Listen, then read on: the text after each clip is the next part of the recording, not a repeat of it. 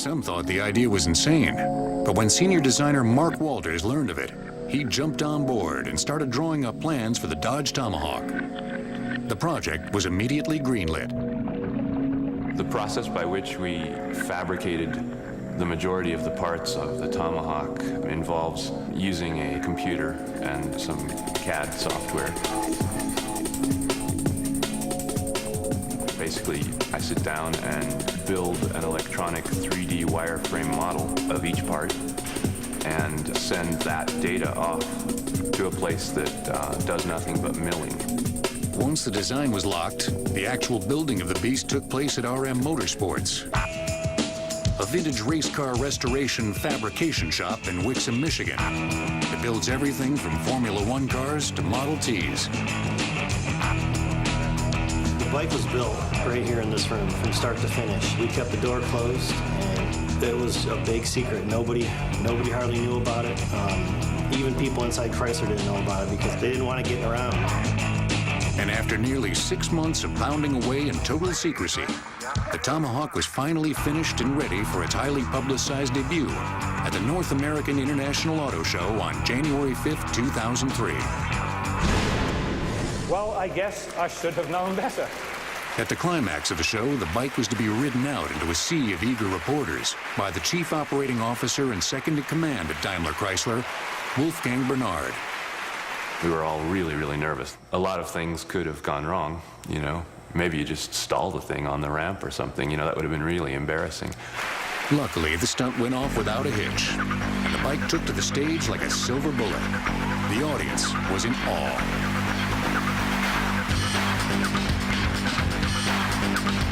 It was overwhelming.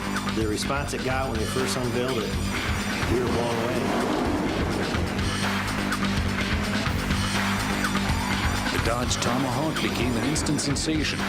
Daimler Chrysler had the attention of the world. But the one question on everybody's mind was, how does it ride? Only a select few people have been lucky enough to know the answer to that question firsthand. And they all seem to agree it was the ride of their life. It's kind of like riding a Dodge Viper on steroids. It has all the power, all the brakes, and a lot more acceleration.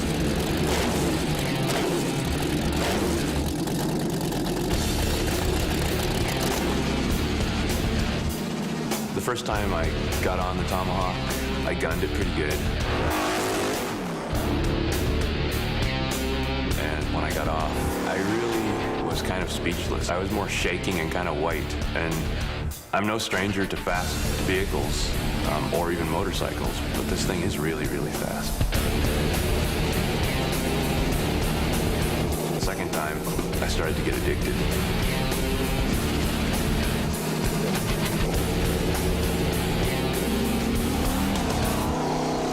In perfect conditions, this vehicle is estimated to have a potential top speed of over 400 miles per hour. That's not surprising considering it's fueled by the same engine as the Dodge Viper, one of the fastest sports cars on the road today. Yet, it's half the weight. The things that the two vehicles, the Tomahawk and the Viper, have in common are obviously the power plant and the fact that there are 4 wheels on both vehicles. And I would say the quantity of testosterone that's in the mix of both.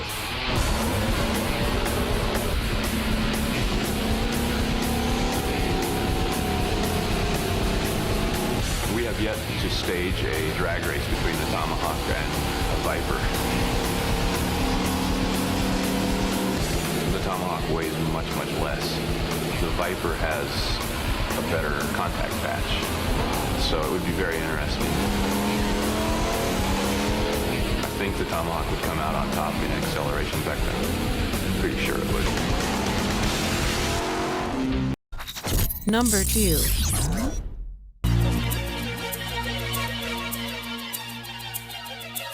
With incredible power, aggressive style, and advanced Suzuki technology, the Hayabusa is the ultimate sport bike. Its legendary performance and iconic style has long established the Hayabusa as the king of the streets. When it was introduced over a decade ago, the Hayabusa broke all the records and broke all the rules. It redefined what a sport bike was capable of, and today, it continues to push the performance boundaries.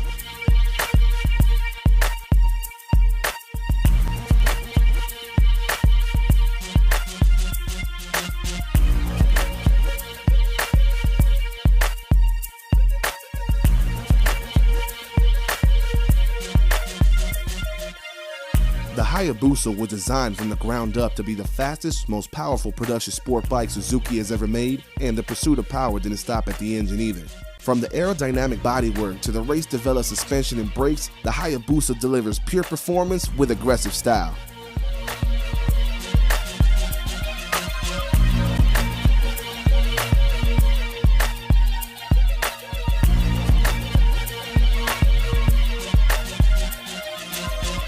The Hayabusa isn't just about raw power and performance though. To Hayabusa fans worldwide, the legendary Busa represents a lifestyle dedicated to serious bike customizing and high-octane riding.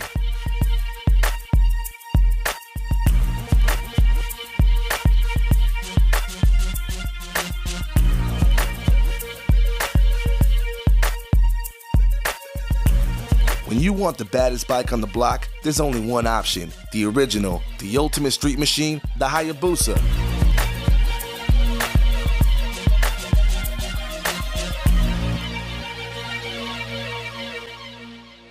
Suzuki, way of life. Number 3.